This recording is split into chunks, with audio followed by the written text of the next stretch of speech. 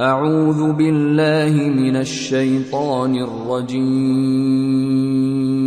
بسم الله الرحمن الرحيم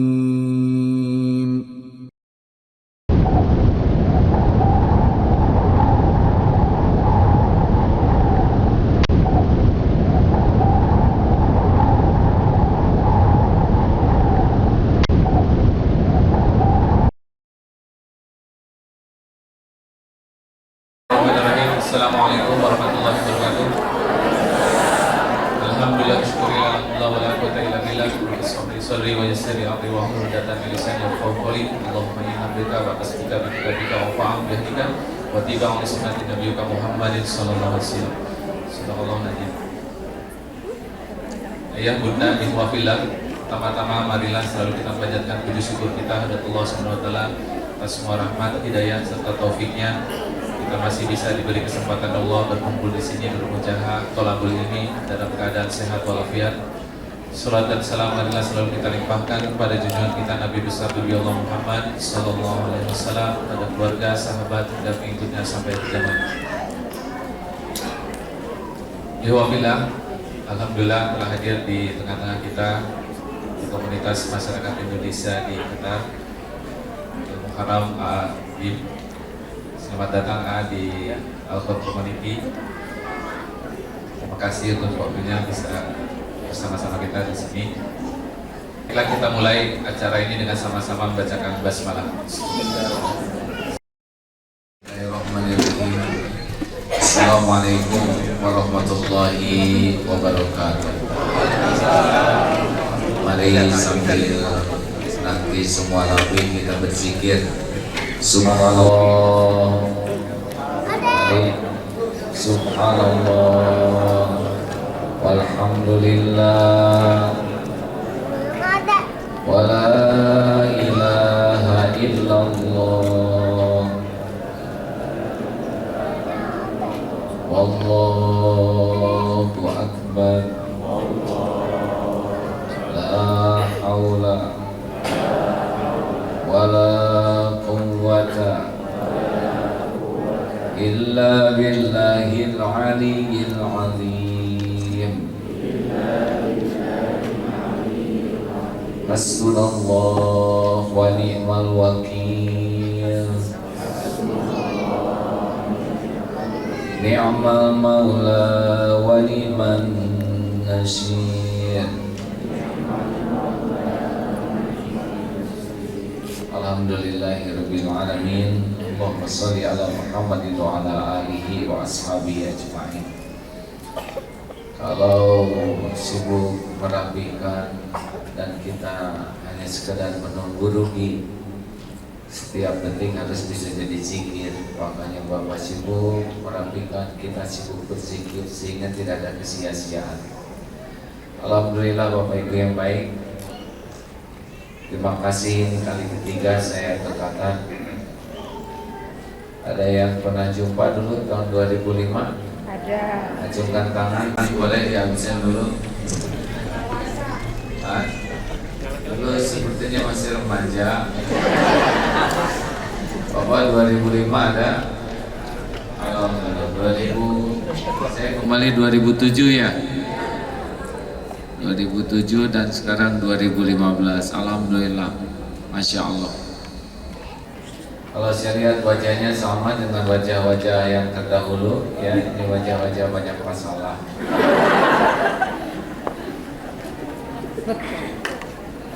Bapak Ibu, banyak masalah baik atau buruk?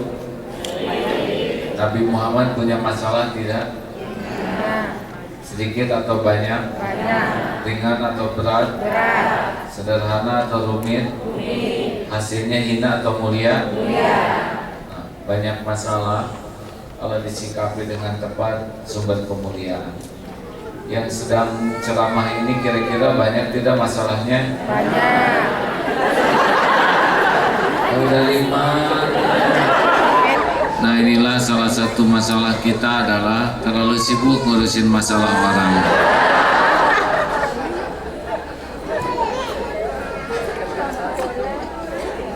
dibanding nada ketika Rasulullah punya masalah lebih kerasan ke saya. Masalah tidak ada yang bahaya, tidak ada masalah yang berbahaya dalam hidup kita. Yang bahaya adalah salah menyikapi masalah. Jadi masalah itu sudah dirancang oleh Allah untuk kebaikan kita. Guru-guru juga merancang soal ujian untuk kebaikan muridnya. Murid tidak lulus ujian bukan karena soal. Murid tidak lulus ujian karena salah jawabannya. Benar? Ulangi, murid tidak lulus ujian bukan karena soal yang susah. Murid tidak lulus ujian karena salah jawabannya. Jadi kalau Bapak Ibu menderita, pasti bukan karena persoalan yang ada, melainkan karena salah menyikapi persoalan. Jelas? Ulangi, jelas hadirin? Jadi yang berbahaya bagi kita persoalannya atau sikap terhadap persoalan? Ulangi, yang berbahaya bagi kita persoalan hidup atau sikap terhadap persoalan hidup? Yang membuat ibu menderita kira-kira keburukan suami atau salah menyikapi keburukan suami?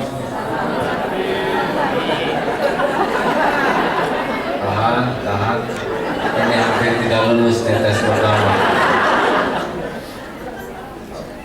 Kalau ibu menderita itu karena keburukan perilaku suami atau karena salah sikap ibu? Kita yang ini aja. Kita aja Pak. Pak, kalau Bapak sengsara, kira-kira karena mau dengar-dengar ada restruktur di Qatar atau karena sikap Bapak kan? Saya dengar mulai banyak yang menangis dari sekarang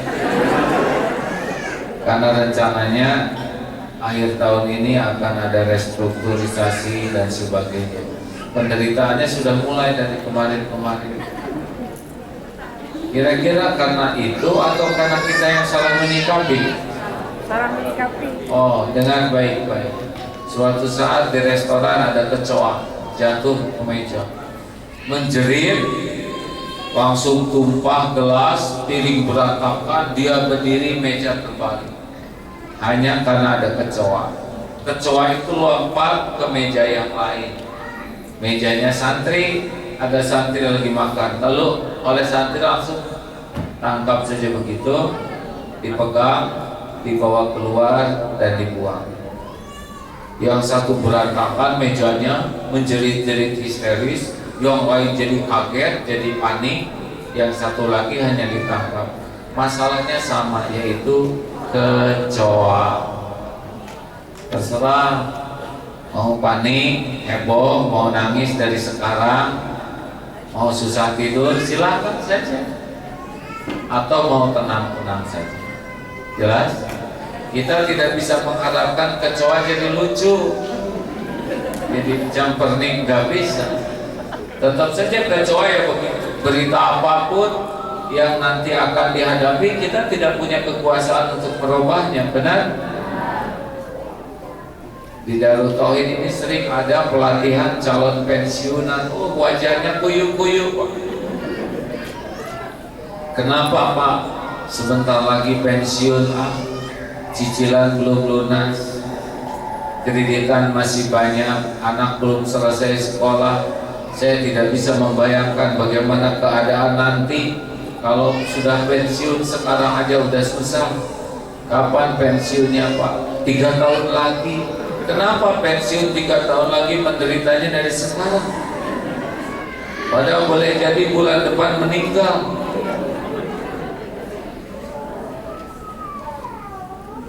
Jadi yang membuat kita menderita itu persoalan hidup atau sikap terhadap persoalan?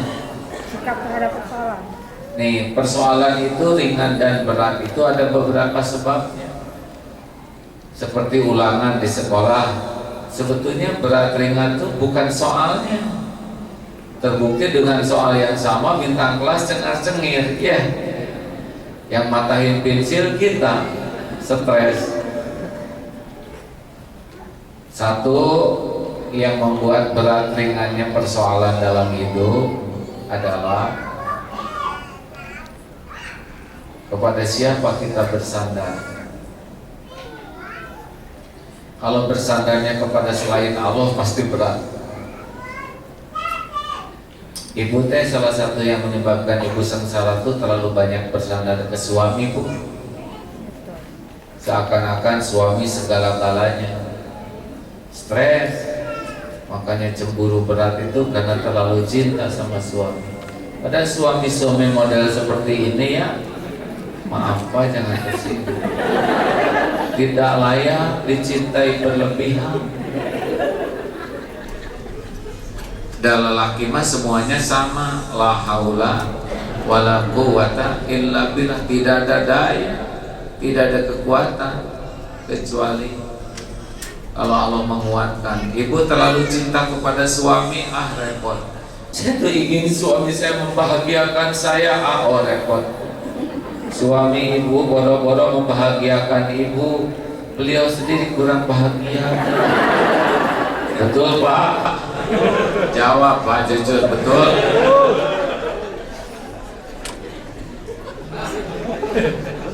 Tuh, langsung menjiwai.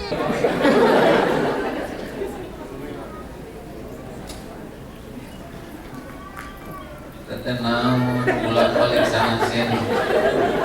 Harus buku ngalirnya ke sana, ke sini. Teruskan. Pertama, apa yang bikin kita stres dalam hidup tuh? Siapa yang jadi sandaran? Nih lihat. Kalau saya nyender ke kursi ini begini, pasti saya takut. Takut apa? Takut kursinya diambil, ya. Makanya yang bersandar kepada gaji udah waktunya stres nih sekarang.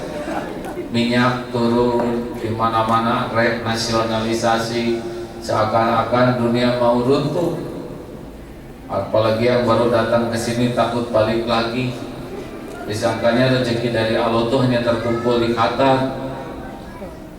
Orang-orang yang stres pasti yang kurang iman. Sandarannya adalah makhluk, sandarannya benda, gaji, pekerjaan. Tuhannya itu yang seperti itu, menderita. Dua, yang membuat kita sengsara adalah tujuan hidupnya. Kalau tujuan hidupnya duniawi pasti sengsara. Tapi kalau tujuan hidupnya akhirat, nggak ada sengsara. Puji, caci itu hanya berefek bagi pecinta dunia. Bagi pecinta akhirat, dipuji nggak bangga, dicaci nggak sakit hati Pak. Karena dua-duanya bisa jadi pahala. Kalau ibu ngomong sakitnya sampai di sini, nah itu kurang ikhlas pasti. Orang yang tujuannya akhirat mah nggak ada sakit hati Pak. Oleh makhluk nggak ada apa sakit hati ya. Orang yang sakit hati pasti sangat mencintai pujian, penghargaan, penghormatan. Halo? Jelas tidak nih hadirin? Orang yang tujuan akhirat mah terbunuh gak rugi Pak. Jadi kalau Bapak Ibu merasa berat sekali, pasti duniawi masih mendominasi. Pengen dipuji, dihargai, dikagumi, dicintai, ada pasti berat dari sana. Ya. Makanya yang pengen dipuji orang mah nambah umur teh stres Pak. Takut tua, takut keriput, takut ubanan, takut gemuk. Padahal mah makin tua teh harusnya makin dinikmati, ya. Yang capek kan yang ingin kelihatan lebih dari kenyataan, ingin kelihatan langsing, tahan napas dari tadi, ingin nggak usah lihat kiri kanan Bu, biasa aja ya. Klenyet begitu. Ingin kelihatan awet muda, waduh dijepit pakai jepitan jemuran. capek. Kalau harapannya duniawi mah capek. Ketiga, yang membuat kita sengsara dalam hidup tuh, ini kuncinya ya, karena kita tidak ditolong oleh Allah, itu yang bikin sengsara. Karena kalau Allah sudah menolong kita, nggak ada lagi yang susah, benar? Nabi Muhammad SAW 23 tahun ditolong oleh Allah, mah beres saja ya. Nah, kalau kita tidak ditolong oleh Allah, perkara remeh aja jadi perkara besar. Makanya hidup mah mending disederhanakan aja. Bagaimana caranya kita menjadi orang yang ditolong Allah setiap waktu. Dan cuma itu aja. Dan Nabi Muhammad itu ternyata begitu Pak. Doa Rasulullah SAW, Ya Hayyu Ya Qayyum Birahmatika Astaghith. Duhai Allah yang maha hidup, wahai yang maha berdiri sendiri, mengurus segala-galanya terus menerus, dengan rahmatmu tolonglah saya, wa aslih li sya'ni kullahu wa la takilni ila nafsi tarfata ainin. Perbaiki ya Allah urusan saya seluruhnya, semuanya, dan jangan serahkan kepada saya walaupun sekejap mata. Nah, itulah kuncinya Pak. Jadi kalau kita mau ngurus segala sendiri mah stres, udah blow on segala dipikirkan stresnya. Saya tidak nyindir hadirin, jangan tersinggung. Siapa nyebut blow on? Ya kita gitu. Kita tuh ilmunya dikit, banyak mikir pasti pusing, benar? Udah nggak punya apa-apa, banyak keinginan ruwet. Nah, berikut ini evaluasi supaya kita ditolong oleh Allah. Mau? Mau. Ustaz mau minum?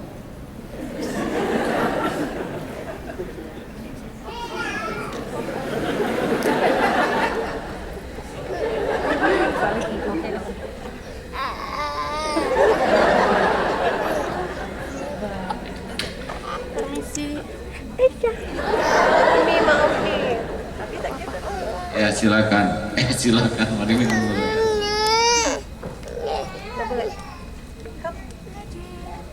Nih kayak air ini. Saya umur 54 tahun Januari ini ya.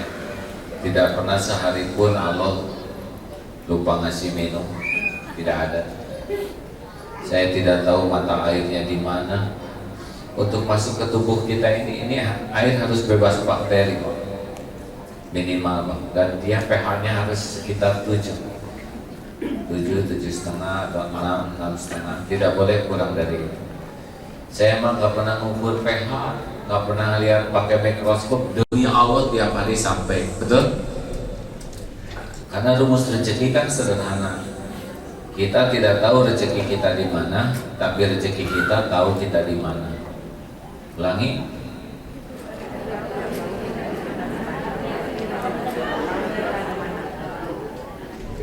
Gitu jawabannya. Kita tidak tahu apa-apa katanya.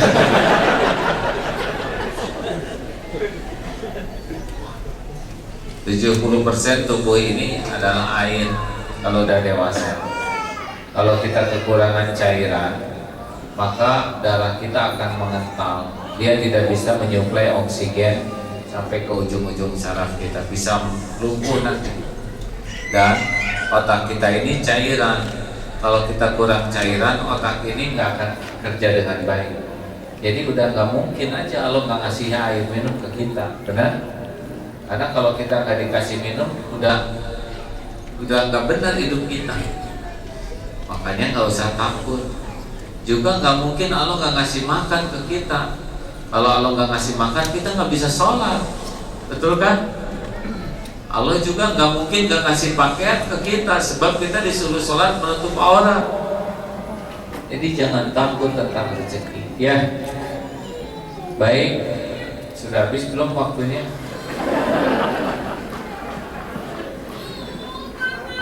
Gak usah emosi Bu, saya cuma nanya. Juga boleh tenang, saya kan cuma nanya. Dikata rumah kepanasan jadi gampang emosi, tenang ya Bu ya. Jadi rumusnya 5 us, guru seilmu jangan ganggu ya. 5 us agar hidup Allah yang ngurus. Us yang pertama evaluasi kalau ada masalah. 5 us itu adalah hati harus tulus. Ulangi. 2. Ibadah harus bagus. 3. Hidup harus lurus. 4. Ikhtiar harus serius. 5. Tobat terus menerus. Yang hafal hadiahnya umroh, acungkan tangan. Umroh sama-sama, ayo. Ada yang hafal ya? Sampai 4. Hati harus lurus. Ngacung dulu Bu, jangan sambil baca.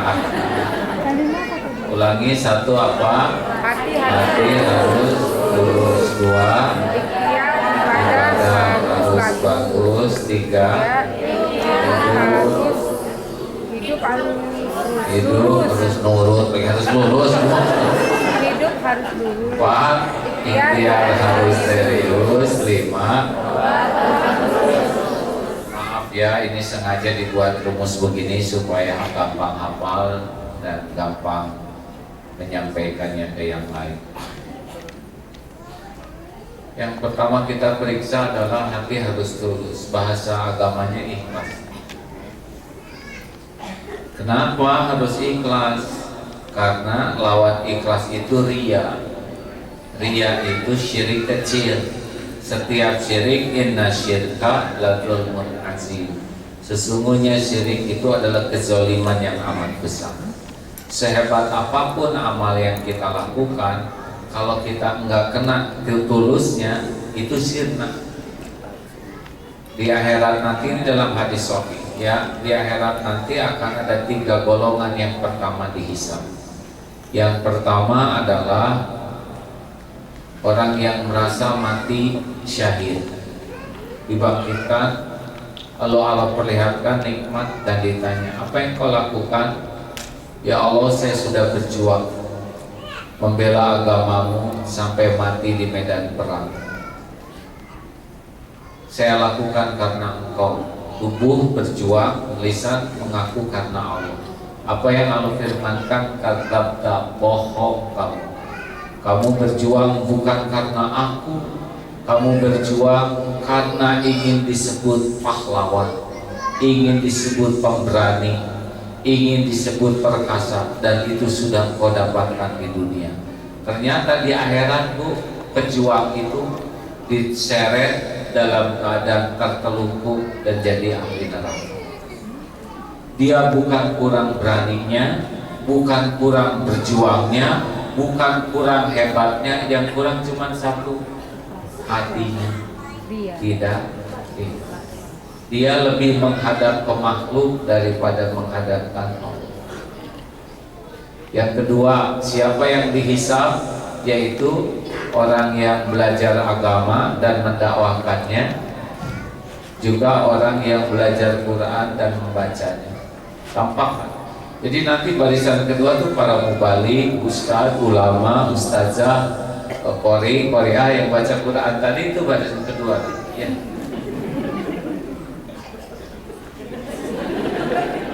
Saya kedua, kalau mudah-mudahan selamat. Nanti ditanya, tidak semuanya lolos. Apa yang kau lakukan? Saya belajar agama ya Allah. Saya dakwah. Saya belajar Quran. Saya bacakan. Ada yang oleh Allah disebut dusta kamu. Kamu belajar agama dakwah karena kamu pengen disebut ulama, ingin disebut mubalik, ingin disebut dai kondang. Kamu ingin diundang di sana sini dan sudah engkau dapatkan di dunia. Kamu baca Quran karena pengen disebut qori'ah supaya dapat dunia.